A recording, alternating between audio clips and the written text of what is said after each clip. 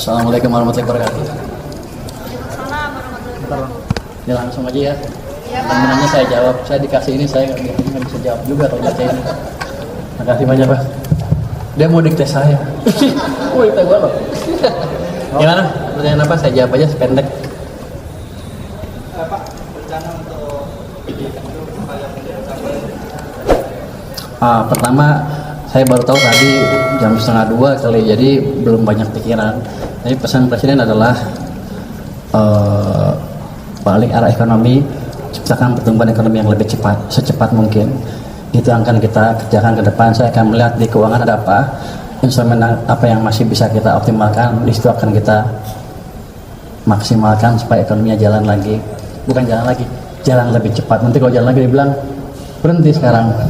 ada instruksi khusus untuk soal penerimaan, Bro? Belum ada. Saya suruh belajar sama Dirjen Pajak mana? Dirjen Pajak ntar ya. Bea cukai ntar ya. Nggak ada, cuman basically saya akan lihat seperti apa intinya. Cuman kalau anda lihat, biasanya kalau yang konstan apa? Tax ratio kan konstan, tax per PDB. Let's say kita nggak bisa rubah dalam waktu dekat. Ya untuk meningkatkan tax ya kita percepat pertumbuhan ekonominya.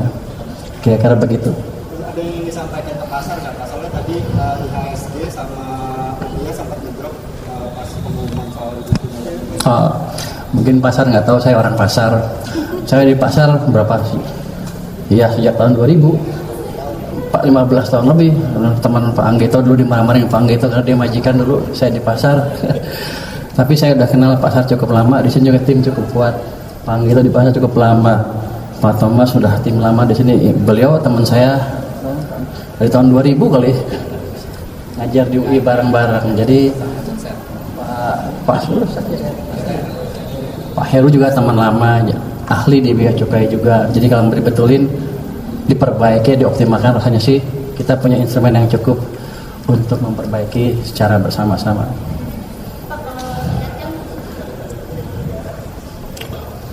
Belum ada. Kayaknya disuka-suka saya kelihatannya. Saya tanya, Pak gimana Pak? Boleh nggak saya obrak-abrik? Itu kira-kira. Saya nggak tahu karena saya baru, itu kode boleh apa enggak?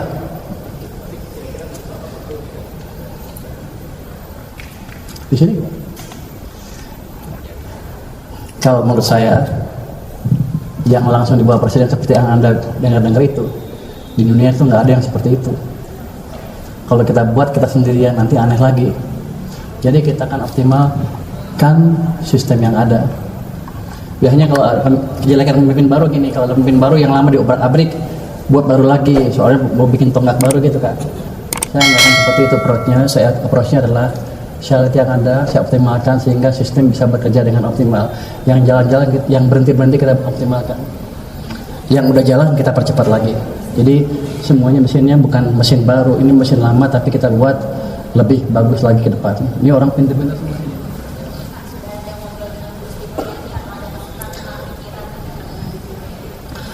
Kalau saya ketemu Sri Mulyani kan setiap KSSK 3 bulan sekali, kadang-kadang juga berapa bulan sekali ketemu ya di situ ngomongnya. Kalau untuk hari ini belum, karena saya juga baru tahu tadi jam 1 lebih.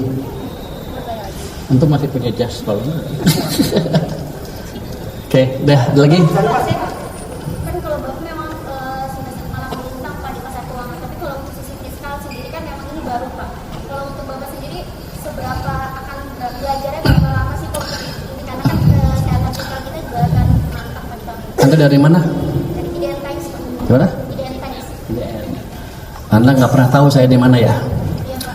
Sebelum di sini saya di KSP juga pernah kan berapa tahun. Dan waktu krisis COVID 2020-21 saya di samping Presiden Jokowi membantu memformulasikan kebijakan fiskal yang baik pada waktu itu, bukan dari anggarannya aja tapi cara mengelola uang pada waktu itu. Jadi kalau Anda bilang saya nggak pengalaman, salah besar.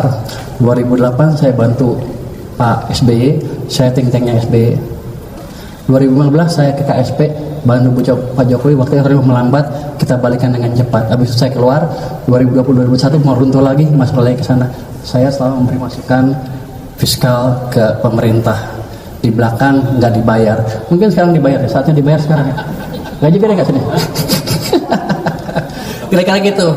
Jadi saya udah kenal lama dengan fiskal, dengan ini ahli fiskal kita Pak Suhasil. Jadi saya nggak akan terlalu gampang, saya nggak perlu waktu untuk belajar lagi.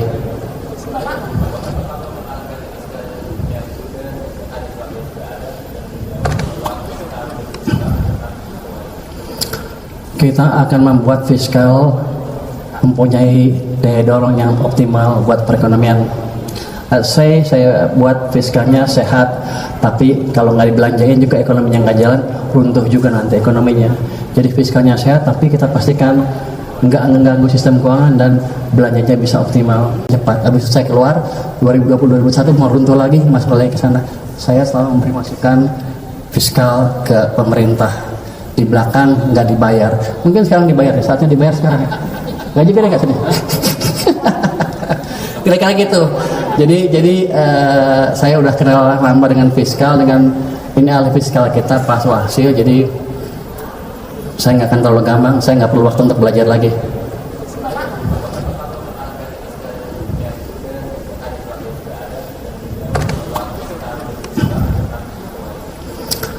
Kita akan membuat fiskal mempunyai daya dorong yang optimal buat perekonomian. Saya buat fiskalnya sehat, tapi kalau nggak dibelanjain juga ekonominya nggak jalan, runtuh juga nanti ekonominya. Jadi fiskalnya sehat, tapi kita pastikan nggak mengganggu sistem keuangan dan belanjanya bisa optimal. Ini kan sekarang agak lambat ya.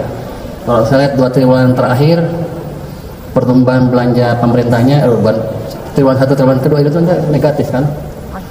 Itu nggak tahu salahnya di mana, efisiensi apa bukan, tapi yang jelas itu memberi dampak negatif ke perekonomian karena pertumbuhannya melambat dari situ.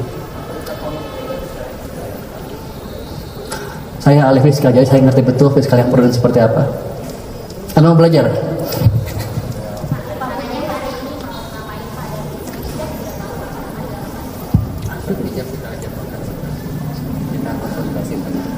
Saya nggak tahu tuh 1 jamnya kapan, karena ada konsultasi internal. Saya tanya tadi Pak Seknek di sana.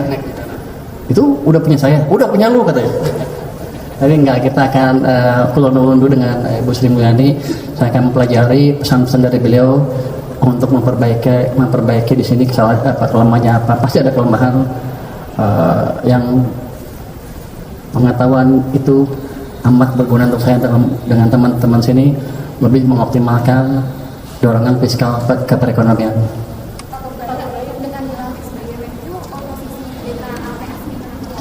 Jadi saya sudah resign ketika saya dilantik jadi Menkyu. Tadi sebelum hari ini ya. Kosong, tapi nanti ada PJS. Itu ada di sini. Luki mana Luki? Nah, beliau salah satu calon pejabat sementaranya. Karena saya di sini, kalau sana kosong saya suruh aja dia ke sana. Tapi di sana masih ada anggota DK yang lain yang bisa mengcover pekerjaan ketua LPS. Untuk kedekatan dengan Pak Luhut boleh diadres? Siapa? Kedekatan dengan Pak Luhut. Saya dekat dengan Pak Luhut, saya dekat dengan Pak Hatta, saya dekat dengan Pak SBY, saya dekat dengan Pak Sete, saya dekat dengan Pak Jokowi, saya dekat dengan semua yang membantu membangun negara. Jadi saya ikut di situ.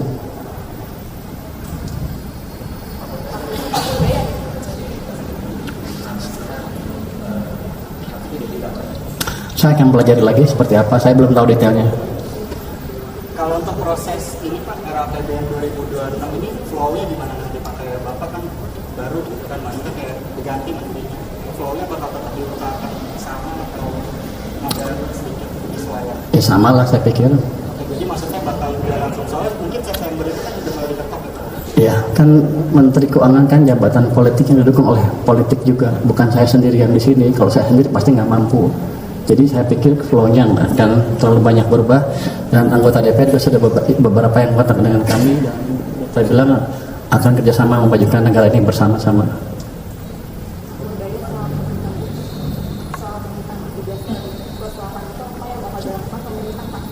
Tentu apa? Saya belum pelajari itu, tapi basically begitu. itu kan suara sebagian kecil rakyat kita.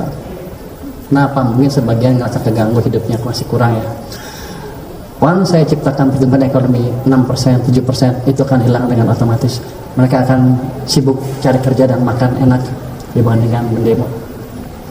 Jadi maksudnya bakal tetap dikejar 8%? Bukan bakal dikejar dalam 6%, kita akan kejar secepat ciptakan pertumbuhan yang paling cepat seoptimal mungkin. Kalau Anda bilang bisa nggak besok 8, kalau saya bilang bisa kan saya nipu. Tapi kita bergerak ke arah sana.